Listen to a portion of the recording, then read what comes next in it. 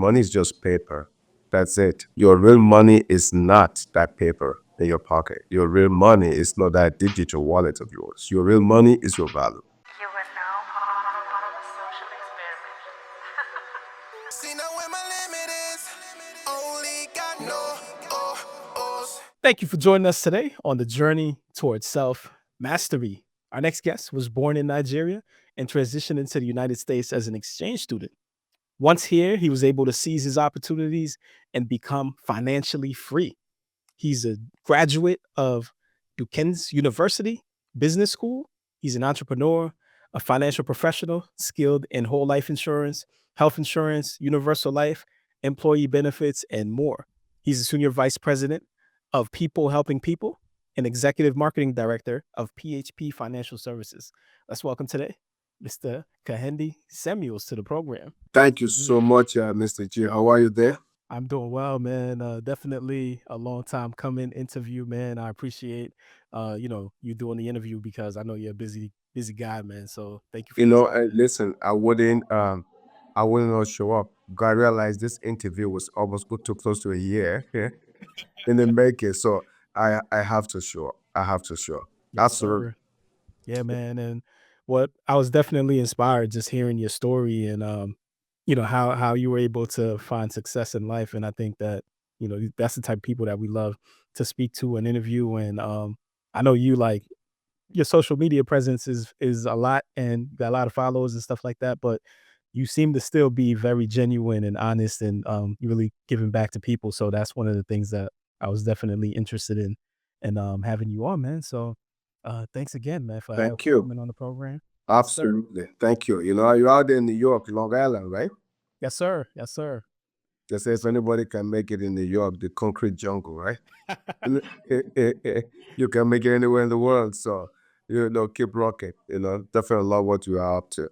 Love it. I appreciate you, man. Appreciate you.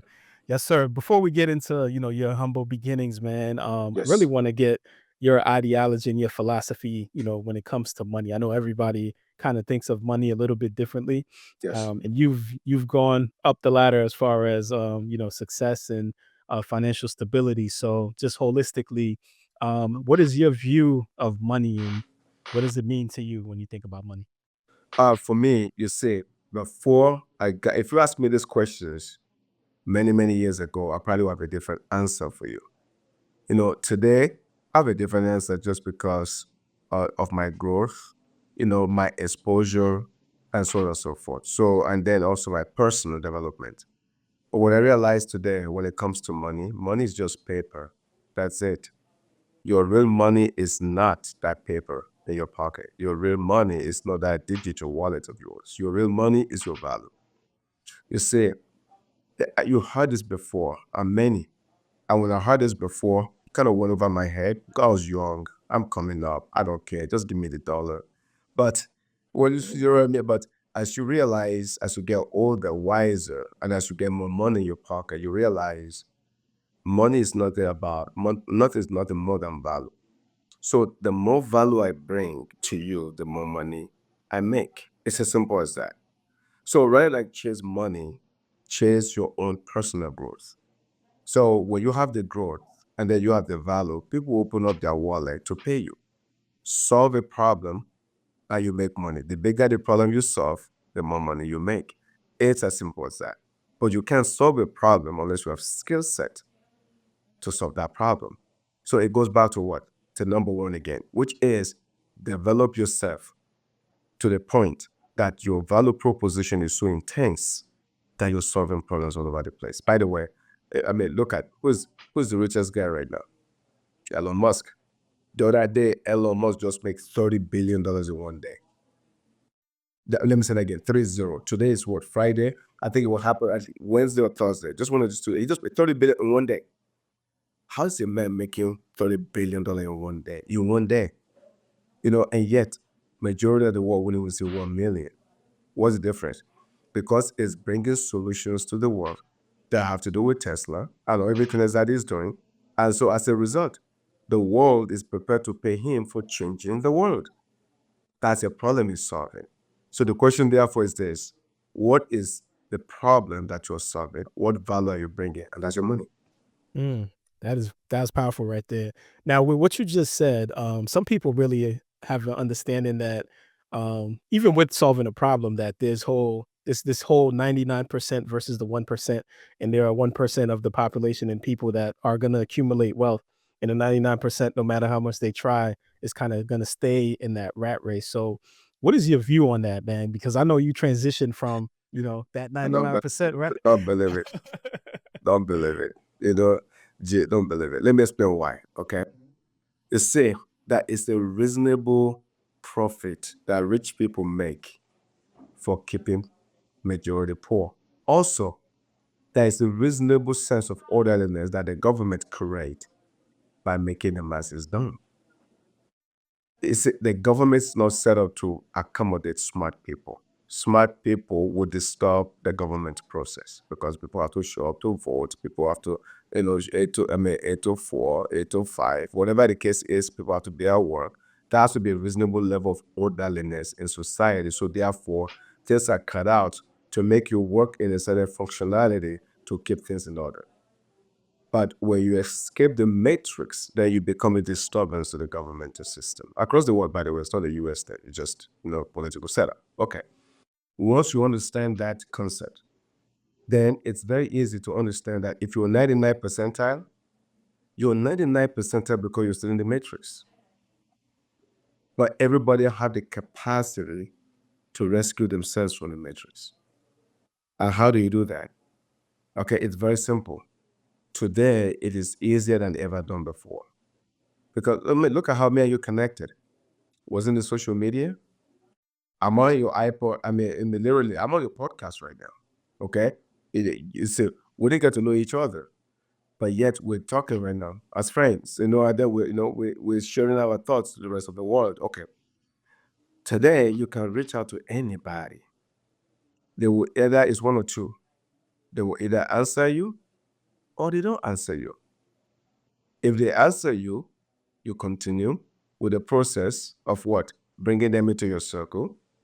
If they don't answer you, not a problem. Okay, you keep reaching out to them until they finally answer you. If you want that person that desperately, what's the point? That even you could be in the hood, you could be in a bad neighborhood because you have something we call a phone, a computer, an iPad. Now, the world is now your zip code. So you're no longer conditioned to be in just in one place anymore.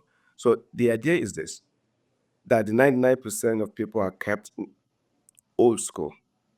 The biggest problem people have today, they've held themselves hostage mentally. And it's the worst type of slavery that ever imagined. So it's a mind thing.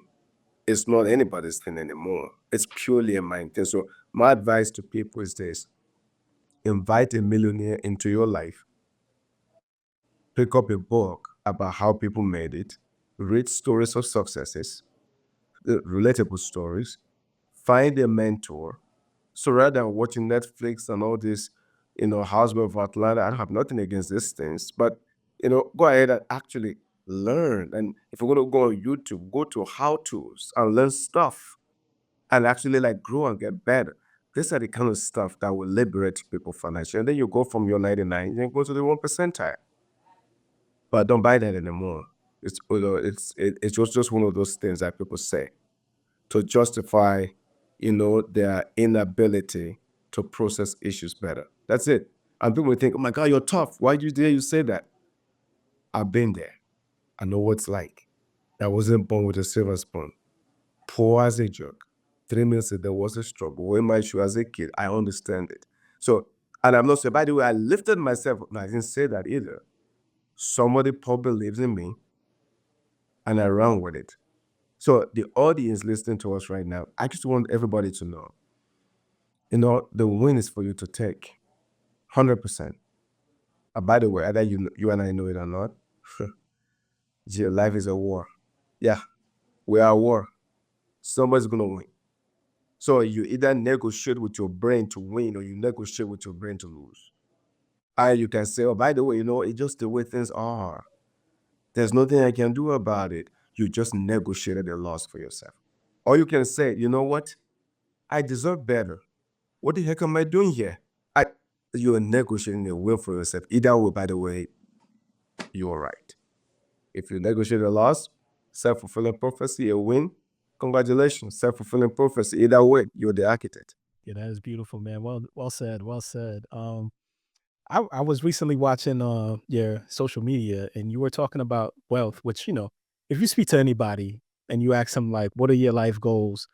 99.9% of people are going to include being wealthy, having $1 million and being financially free. And I was watching your channel and you mentioned that you think of wealth almost in the sense of quantum mechanics. I thought that was really interesting. And if you could break that down, I think that's an interesting concept for us. The quantum mechanics, just so you know, you're speaking my language. I love science, and I'm not even a scientist. No, no, I'm a business guy.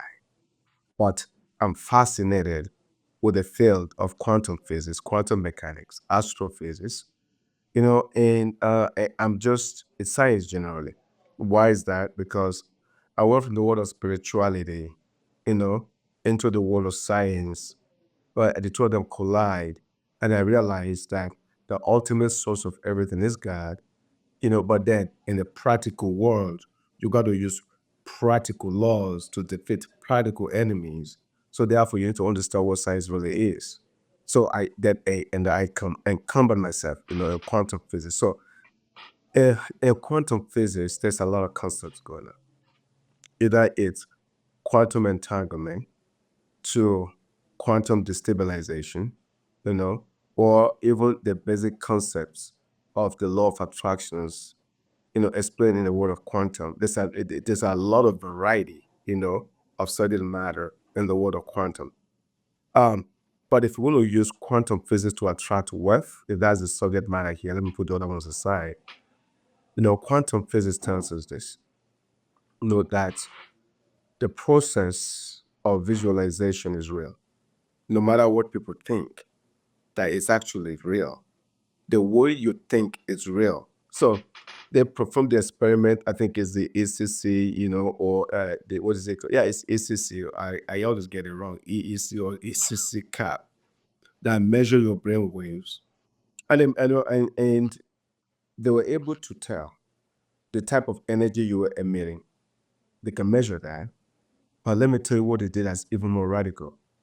Now they have attached a computer to that mechanics, or the brain waves, and then they attach that, the ECC cap, to the computer like a chip, and it's able to show a picture of what you're thinking. Do you know how deep this is? Just imagine me and you're talking right now. Whatever our mind wandered to, you see pictures just coming up. Sure. Just imagine, by the way, if ordinary people will have that, people will just be running away from each other. Can you imagine what thoughts people are coming at all over the place? So what they were able to tell us is this, that your brain, is so powerful. Think about it, you have 5 senses, but only one of them is logical. So everything else is all feeling, So your eyes, your feel, anyway, everything is all feeling. But what the point they're trying to make is this, that in the world of quantum physics, that your brain is so powerful, your thoughts emits that energy. We're able to see a picture of it. And then they say this to us. If you were able to condition your mind and your brain to specifically stay in the area of what? Of wealth and abundance, where you visualize your future self 5 years and 10 years from now, are you able to say to yourself, 5 years from now, 10 years from now, I drive this car, but you're specific. Like I drive a Bentley, I live in this type of a house, whatever it is, 5 million, $10 million, but whatever it is, I don't care, whatever the number are set in your own head, like I live this life and I'm with this person right here, I have this type of kids, and like you actually visualize those things. Science tells us that the first 10 seconds that you start visualizing, you actually activate the process. So it's like the motion, the machines that can start coming towards you. If you focus on it for 60 seconds, just 1 minute, it accelerates the speed in which it's coming at you. Acceleration begins at 60 seconds. So In the world of quantum physics, if you can think positive thoughts of visualization, and you can stay there. Don't worry about it how, but you just stay there. Everything will reorganize itself to actually allow your visualization to become a manifestation.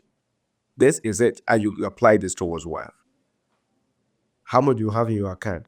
12,250,125.25. Damn, what's that? That's a number that your brain just locked onto. Even though the person's account may be in the red at the moment, NSF checks. Like, not sufficient checks. I can't look horrible, but yet your mind is locked into 12. You know what science tells us?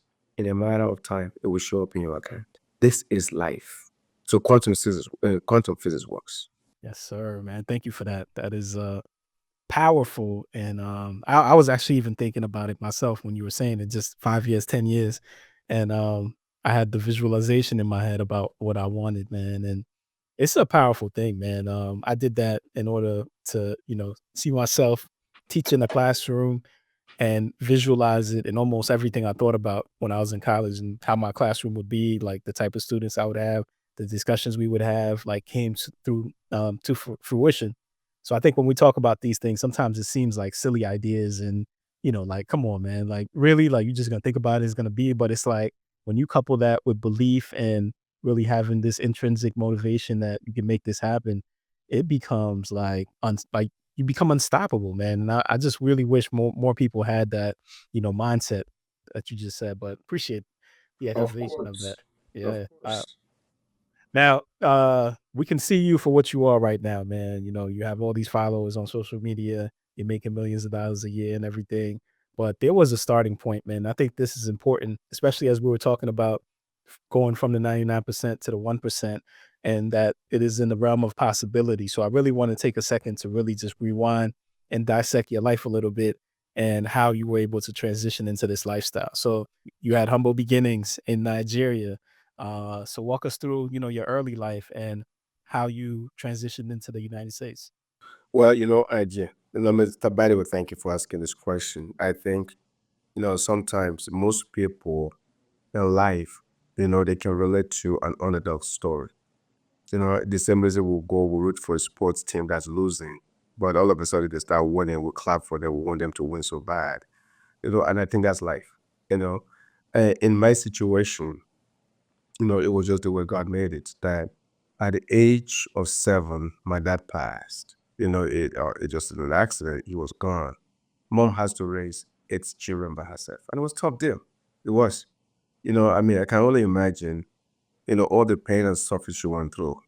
They tried to raise 8 children in a man-dominated society. Me growing up back then in Africa, back in those days, they called the shots. And by the way, the culture is almost similar to Haiti too, in so many ways. So they called the guys called the shots. So I remember my mom as a kid would tell me, "Hey, don't get in trouble. Your dad is not alive to bail you out," that kind of stuff. So I remember those things. So I lived a very orderly life because nobody was coming to rescue me. If you realize, even in my adulthood, what do I say all the time? No one is coming to rescue you. That's why I say all the time on my IGs, I'm like, they're like, "Ah, you on your own. No one's coming to," because that was drilled into me as a kid. Now, it got to a point where my mom couldn't even make rent. Now, for those audience who are not immigrants, or they may not be able to understand this, or they can understand this, but those others who are immigrants, may not understand in these words coming out of my mouth. Because in my culture, you automatically, you're supposed, like, the family house stays with you forever. So once you build a house, that house stays. There's no, like, it's just forever house. But then the dad side and mom side didn't get along. So the dad side kicked my mom out of the house. So therefore my mom started renting. So I actually grew up watching my mom rent. So now you can see why I decided, hell no, I'm gonna buy a lot of houses because growing up, I was renting, I didn't like that. So now, fast forward, we got to a point, it was a rainy Wednesday night. Somebody was yelling at my mom. I don't know who that person was. And being a mama's boy, my brothers and sisters were in Iran. So I was going to defend my mom. And like, who the hell is this yelling at my mom? It was just the landlord trying to collect rent. She couldn't make rent. She's crying. I'm crying. I said, Mom, I promise you I'm going to build you a house. She gave me a look only a mother, and a child can understand without any words exchanged. She looked through my soul, but she knew, almost like, where did that come from? It wasn't like I just said, hey, I'm going to build you a house. Like I stopped, I thought about it, I processed. No, it just rolled off my tongue. I don't even know where it came from. That became my life cause. Yeah. I just want to build a house. But at 14, what house do you build? You're 14 years old in a poor country. You don't even have a house of your own. I mean, what are you talking about here now? So I don't know how I was going to do it. But all I know in my mind was locked in to building a house for my mom. Talking about the law of attractions and manifestations. I didn't even know what I was doing. So, and the way it happened was that I became an exchange student. Yeah, go ahead. I was gonna say you built a house in your mind first. I did. I built it for my mom. So because And I'm saying in your mind, you built a house. later, I did. Right. I Yes. did it mentally. Because everything you do in life, you do twice. You do first and physical. Yeah. What I mean by that, what you left out was that you knew that you couldn't make, money, with anything because you were 14 years. I'm 14. But the mental house that you built was starting to really build your mind and read books and learn things and, get into that process. Got you. Yes, sir. So now, like a mentor. So you build a mental house. Yeah, that is absolutely correct. Yeah, that's absolutely correct. I embellished myself from both. I had no idea where it was going to take me to, but I just embellished myself, reading, personally growing. Became an exchange student, came to the States. The moment I came to the States, I knew the game was over. I just knew it. Because I'm going to work. My goal, I'll work, outlast, like my mentor will say, I'll strategize, how to improve anybody around me. If I do those things, I know with the with the wisdom of King Solomon, that, I know there is no way in the world that I wouldn't have what I need. Because Solomon, what do you want? Money, this, that? No, I want wisdom. Because he was smart, because wisdom comes along with everything else. So I know that if I do those things, money comes along with them. I knew that. So I just went after that. That was my pursuit right there. So that was how I ended up in the United States. And literally then I went to work. I just did. That's an amazing story, man. So you get into the United States, and I remember you mentioned that like you're in college, you got to keep like a straight A kind of Yes. grades and Oh, wow. a scholarship. Yes, Yeah. sir. And like sometimes people don't understand You like do your research. yes, sir. Yes, sir. Yeah. Sometimes people don't understand the how much you have to just keep going once you're in that level in that position. Because if you lose your scholarship, you're going back to Nigeria and That's everything. correct. So you're literally like sleeping in the library, like Yeah. studying, man. That's good. So walk us through like that journey, man, and just the mindset that you had at that moment. Good for you. It's for I respect you because I love the interviews I do, and I go on a lot of podcasts everywhere. This is good. That means you really studied this very well. Yes, sir. Because I think I probably said on one or two occasions. I don't say that frequently. So if somebody caught it, that means you really you pay attention. So it kind of worked like this. So I had to maintain, A's. If I dropped below A, I was on what we call a presidential scholarship. So that scholarship was purely academic, and it was only for straight A's. If I drop below A, I'm out. So we didn't have the leisure of a B or this or that, which means I have to what? I have to study. So I will go to the library. Jay, this is really weird. Like I will go into the library, and the librarian, the library closed at 11 o'clock. I remember like, wow, you just took me there. So it closed at 11 o'clock. I will be in the library studying after class. Maybe class is over, for example, like maybe class is over at 6 or something like that. Then I'll take a break, maybe 7:30, I'm back. Everybody is going, they go to a party, hang out, whatever it is they do. I go straight to the library. I befriended the guy, and then, we became just friends. But then he's ready to close. I will sneak into that. If I even remember the room, it's a small little room, within the library. So the library has multiple rooms. I'll go into one of those rooms right there, and I will lock it and turn the light off.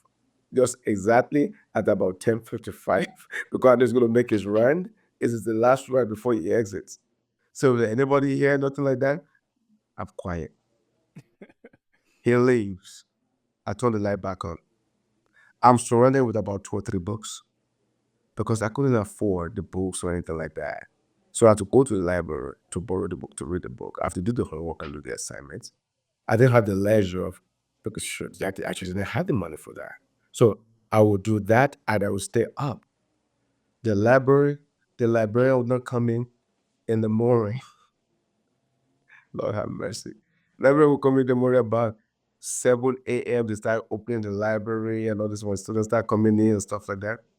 And as so as the librarian, but it's a different shift now that's coming in. So it's not the same guy now. So it's a different, so when they come in the morning, open up the library and everything like that, I will watch. I know the routine. When the lady open the library, go to the other side, I will crawl my way quietly and I will just walk right out, And of course, all the books stays because it will trigger the alarm if you're taking the books out of the library. So all the books stays right there. I will just walk. This was my life. How long were you doing that for? I did it for at least a minimum of 2.5 years. Wow. This was my life. And I would write the homework. I would do all of those things.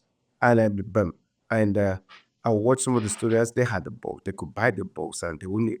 Oh, where are you? I'm in chapter 1. I'll just sit there. I'll just shake my head. I wish I could write that book. I would not like this. But anyway, this was some of the price that we had to pay, back in then. But I took education seriously.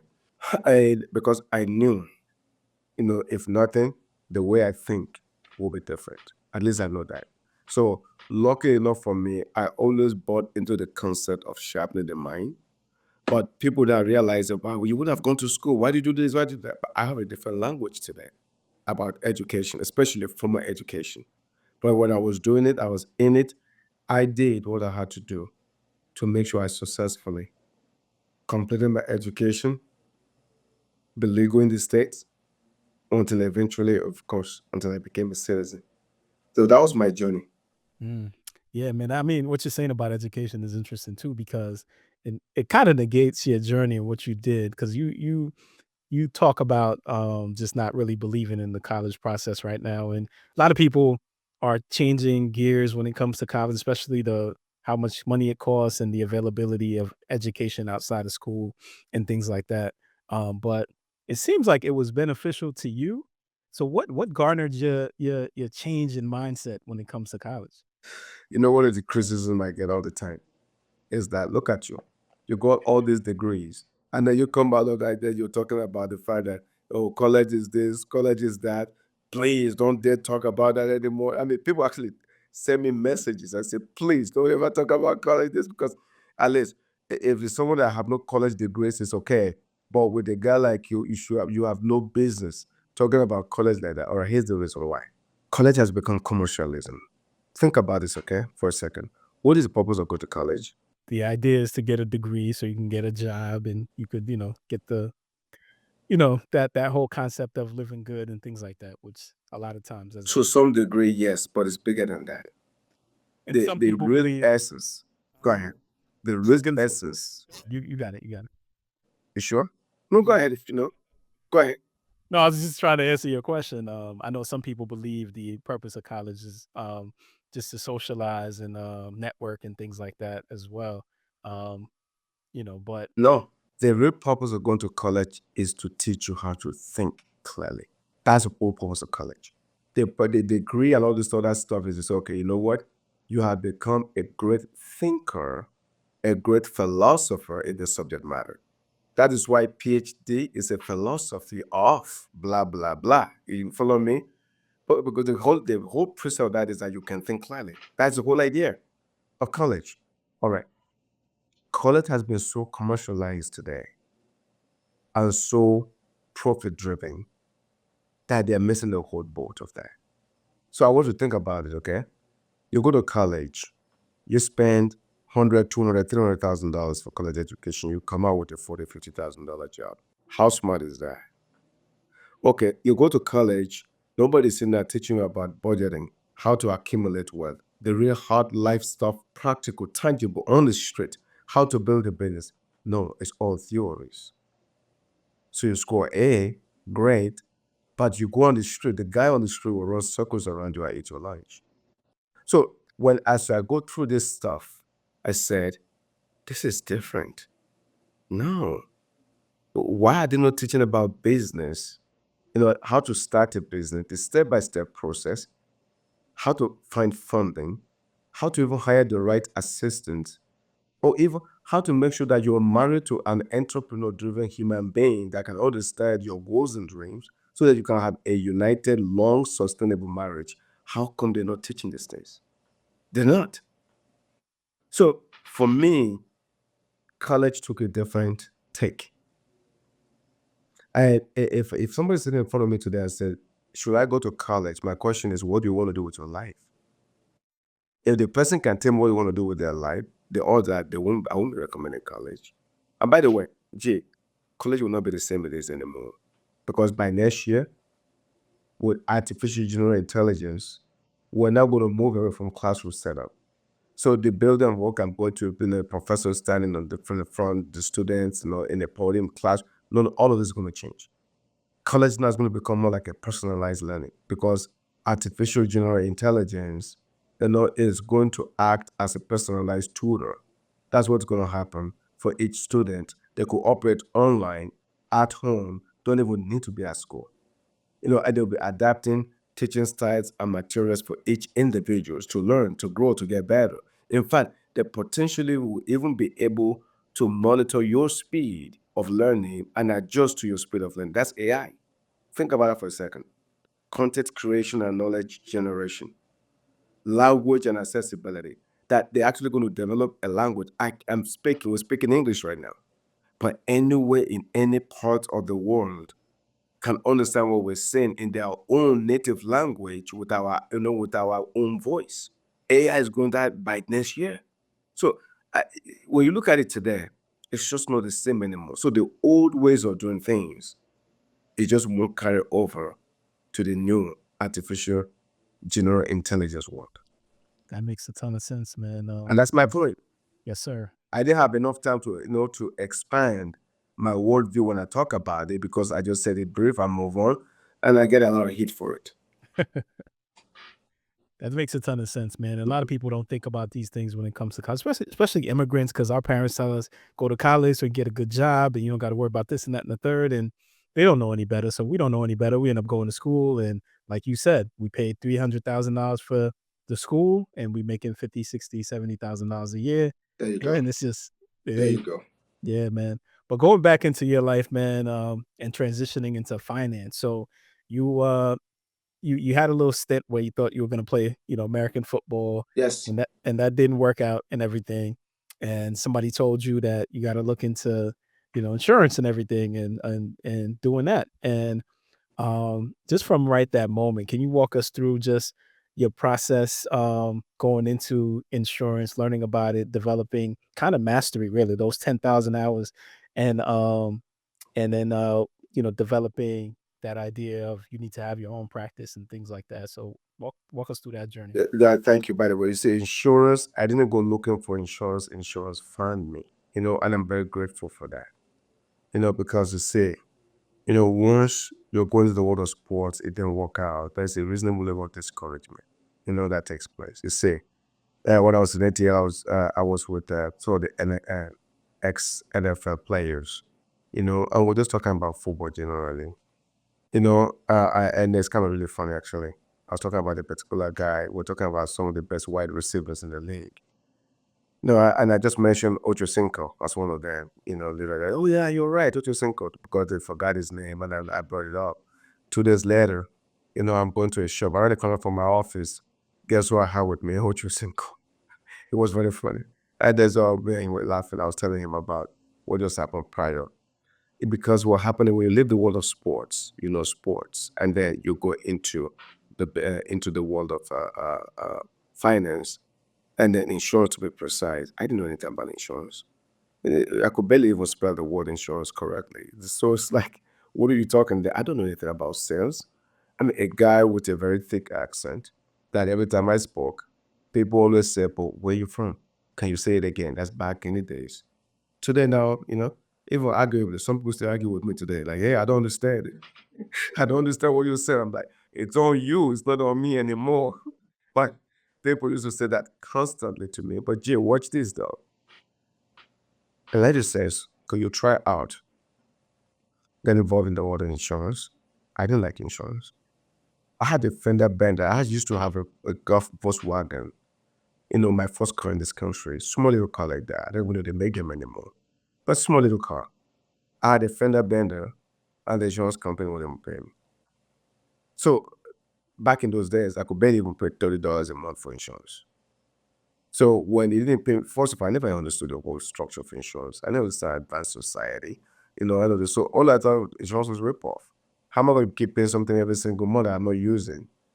And finally, when it happens, like, okay, thank God, now you can pay me. No, we're not paying you. I'm like, forget about this. See, I know the difference between life insurance and auto insurance and homeowners. I didn't know any of those things at all. But that's what happened. That's luck will have it. So I said, listen, if you Google insurance right now, which industry creates the most millionaires? I say sports. Come on now. No, it's not. What do you mean it's not sports? No, it's not. What? Tell me. Acting, movies, other entertainment? No. What are you talking about? You Google that. I guess what happened? It says insurance and financial services creates the most millionaire in modern history. Even now, if you Google it's something, that's gonna come up. Remember, I'm trying to build a house for my mom. So all I'm thinking about is how to make my millions. I made a run for it. I said, let me get involved. So I got involved, joined a firm. I didn't know what I was doing. I just was applying myself, learning this stuff. But I was fascinated with one thing, G. I was learning so much about the structure of our country, United States, because it was teaching me about Social Security. It was teaching me about all kinds of stuff that it's like, wow. So I will be having a conversation with people, as an immigrant. But then I realized that I'm teaching regular folks everything about the finance of the country. I was so I was enamored and impressed, with that knowledge piece. It made me even dive deeper into it. That was me. The next thing I know, I literally started. When I got my license, I'm all in. I started selling life insurance. So when I sold life insurance, and back in those days, I started out. I'm the guy back in those days that will actually go to your house and collect cash, from people. That's like the old school ways. That was me. That's how I started out. And then it kept getting better and better. And I got promoted multiple times. And worked for my prior firm, worked my way to vice president with them. That's a multi-billion-dollar company. And then went to start my own practice about 13, 14 years ago. Now, if things are good, Yes. right? Yeah. You're working for a multi-billion-dollar company. Mhm. What made you want to start your own practice? And So what I realized is there's levels to this game in life. There are levels. When you're working for someone, you're making 100, 200,000, 250, they're like, wow, you're the king of the hill. Because you're surrounded by people who are making less. So you think you've made it. Then you enter another room, you're the poorest guy in the room. Like, wait a minute. I'm supposed to be the one with the mic. Why don't I have the mic? I'm supposed to be sitting in the front. Why am I in the back? Like again, if you're competitive, if you really want to win, you realize that some things just don't jive with your spirit. Losing doesn't jive with the winner spirit. So I'm like, okay. So when I realized that the company I was working for, I was a W-2. So I had a job, and I built that business. I'm making that money, and then when the opportunity presents itself to own my own business, I wanted to. Because one thing I know is this: if you're in pursuit of financial freedom, We don't get financial freedom from W-2. I know that. I was comfortable, but I knew my potential was bigger. I always knew that. So for me, it's let me take on the challenge of starting my own business so I can expand on my potential. Because for me, everything that I have to do with growth is very enticing to me. I saw it as a challenge. I saw it as an opportunity. I got started. Now, I didn't say it was easy now. You want to talk about going to the school of hard knocks? You want to talk about doubting yourself and say, Lord, what did I just do now? Why did I leave this comfortable zone? I mean, all the pain and challenges and obstacles that an entrepreneur faces in the first 3 years. I dealt with all of them. And there were nights where you thought you were going to quit. I mean, I dealt with that. There were nights where you couldn't make payroll. I dealt with every one of those. But then what you realize is this: you will never be able to have a breakthrough until you break something. So therefore, I had to break my limited beliefs. I had to break my doubts, my fears, innuendos. I had to break all of those things to have my through. Speaking of that, like in that context, just for some more context, like what's the most in that period of time that you lost money wise, and how were you able to bounce back from that? I can tell you right now, I started my business because I came here with some money. When I started my business, I started my business at least with $250,000 in my pocket when I started. About maybe barely a year and a half into it, I'm probably down to about maybe a negative 5,000. It went that fast because I was still living the same lifestyle without the production and the money coming in. So I didn't change my house. I didn't change my car, my Range Rover. I didn't change anything. I waited. So money kept going, but there was nothing coming in. And it was nasty. Then I went through a very tough time. And I learned a lesson, because that whole entire journey even cost me my first marriage. But I was so hell-bent on making sure that I succeed, that I was not going to compromise poverty, with anything. Like, poverty was not going to be in my lane no matter what. So it was just a sheer determination, and I embraced persistency to see me to the finish. That was the only thing that really happened, to be quite honest with you. Otherwise, it was a very rough period. It was very, very rough period. But I was determined to build a business, and I was determined to succeed.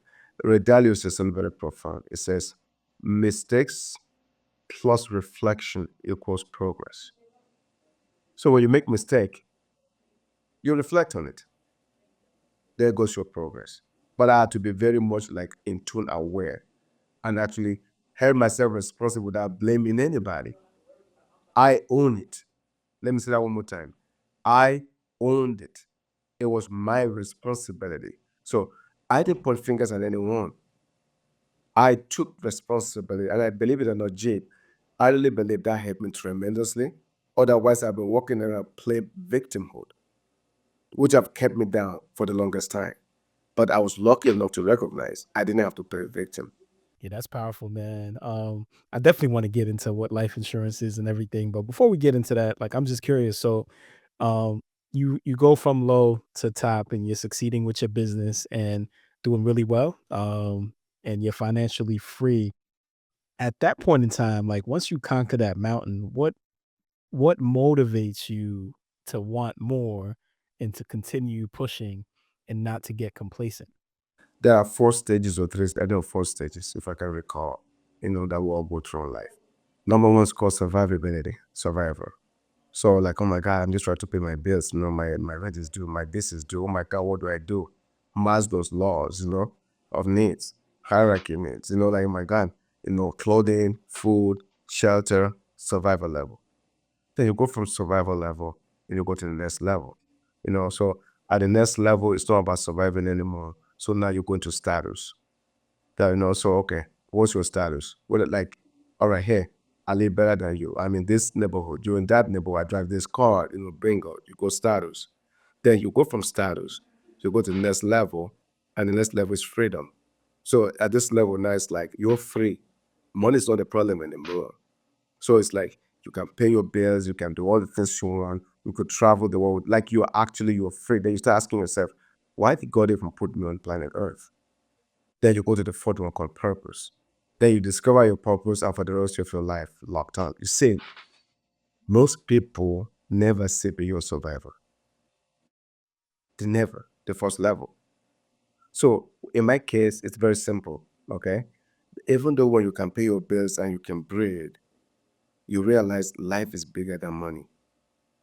Then you start asking yourself lots and lots of questions. Where am I going? Why am I here? What's my footprint on planet Earth? If I drop dead today, how would they remember me? Is that for 1 second, for 5 seconds? Would their flights be lower because of your contribution? Like, who are you? When you're gone, will anybody even be at your funeral? What impact did you make? Were you just doing life by yourself? How many people did you help? So questions start popping up. And then when they pop, the more you ask, the more curious you get, and the more you tend to do with your life. That was it. So it kept me going. It kept me going. It wasn't money. That's powerful, man. That's powerful and a great concept to have just in life when you reach success. Now, with you, your father died, in an accident at the age of Correct. 7. Yeah. You mentioned that, your No father insurance. he had no life insurance. So, Right.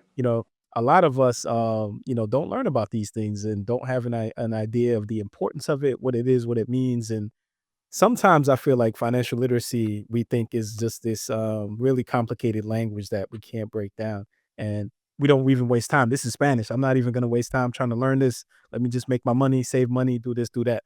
So, just for the sake of those that really just don't understand, just breaking it down to like a elementary level, what exactly is life insurance, and what is the benefit of it, and how do you think Black people can benefit from having life insurance? You know that the question you just asked me right now, it's kind of, by the way, this is a loaded question. You asked me about 3 or 4 parts type of questions right now. What's life insurance, the benefits, or why buy life insurance? Black people and life insurance. So there are like 4 to 5 different questions you just dropped right, just like that. Okay. I'll do the best I can to explain this. First of all, life insurance has been around for the longest time. Longest time. Before you and I were born. It started back with the Roman empires back in the days. It's even before Jesus was born. Okay, just so you know, I'm talking BCs. And the idea of life insurance is really purely but for protection and peace of mind. And it hasn't changed, even till today. It still hasn't changed. If you love or care for someone, you have a due responsibility to protect them. It's as simple as that. If you are a family head and if you make money and anyone depend upon your money, you got to protect them. But let's take it beyond that. Okay, let's take it beyond that. So, you know who buys life insurance the most? Which group of people buy life insurance the most? Age wise, you mean? I'm thinking No, no, about no, no. No, which race buy life insurance the most? It's Black people. really. Black people buy more life insurance than any other race in the country. But they buy the wrong type of life insurance. I know where you're getting at. Okay, yes, yes, So what they do is they buy funeral insurance, yes. area insurance, final expense insurance. These are insurances for like $1,000, $5,000, $10,000, $25,000. But they charge them 3 times that the same amount they use to buy final insurance they could use to buy a regular, ordinary insurance that was getting them $25,000 could really get them $150,000. But they were never taught. And I hate to put it to you this way, some companies took advantage of the ignorance of some of those communities and they actually cater exclusively to those communities with those kind of products. It's very interesting. And sometimes I feel like there needs some kind of intervention, to stop such sales of products to such communities because, if person A, who is African American, is paying $300 for $30,000 product, insurance coverage. Person B, is paying $300 but has $300,000. It's got 30,000. Isn't 300 300? So don't you have to work hard to get to $300? Why should one product give you this and one give you that? This is one of the biggest issue that My people perish for lack of knowledge. And a lot of the time, even when people go into educate them and stuff like this, they are just not even open to listening because they look at everyone as trying to just take money out of their pocket. But if people can just do their own due diligence, people can free themselves. So having said that, here's the reasons why everybody needs insurance. Everybody. Number one is called income replacements. The income replacement for dependents. You say, if you have family members who rely on your income, life insurance ensures that they won't face any financial hardships or difficulties in the event of your death. Everybody needs it. So, it can cover, think about it, okay? It can cover day to day expenses, like your mortgage payments, for example, education costs, other financial needs. Life insurance will replace your income to cover that. So imagine you are the breadwinner of a family, you die, you have no insurance. So now what do you want? What do you want the family to do now? Lose the house? Because the lender is not going to forgive you of your loan because you die. They still expect to be paid. And no, your electricity companies don't say, oh, by the way, somebody died. Don't worry. Now you're forever free. None of those things. Aren't you still responsible? Number two, debt and expenses coverage. Let me explain what I mean by that. Life insurance can pay off your outstanding debts. You know that some student loans are not forgivable loans. They still have to be paid off. What if you pay off the mortgages themselves? So now people can live in their house free. What do you have personal loans, car loans, credit cards, and the list goes on. Your family doesn't have to inherit this burden of financial debts. People don't have to listen to you washing your dirty laundry, go fund me in the public. What a shame. Just for a trade of $200 a month, $50 a week. So these are some of the reasons why people. Number three is peace of mind and legacy building. Because you see, life insurance gives you a peace of mind. You can sleep on a soft pillow at night. No, if anything happened, the family is covered. Compared to people going to bed, no failure, they have no insurance. If anything happened, they just screw up, but nothing but chaos and a curse to their family. These are the stuff that people need to really, like in essence, take full control of, because life insurance protects your family's financial future, ensuring that they are provided for in the event of your absence. That's life insurance. Okay.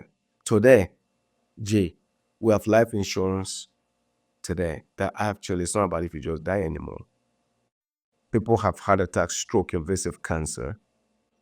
They have brain aneurysm, and the list goes on.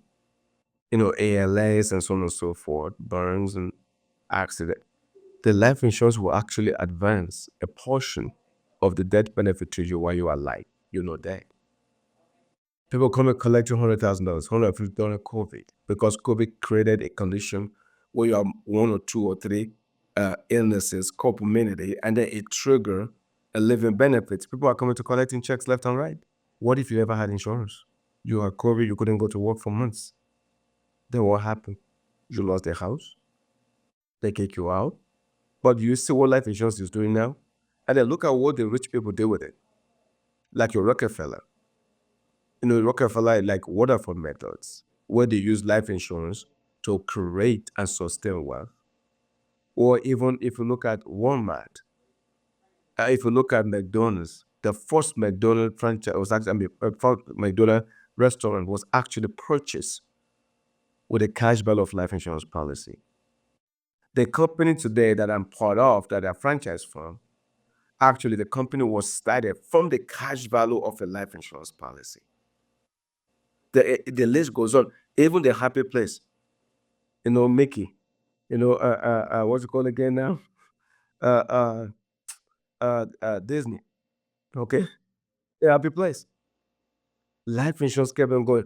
James Cash Penny, life insurance. I can go on forever. So today, people are using life insurance, and the wealthy people actually know how to do this. Just so you know that they'll be using life insurance, not really like if they die. They'll be using life insurance for business continuation, continuity.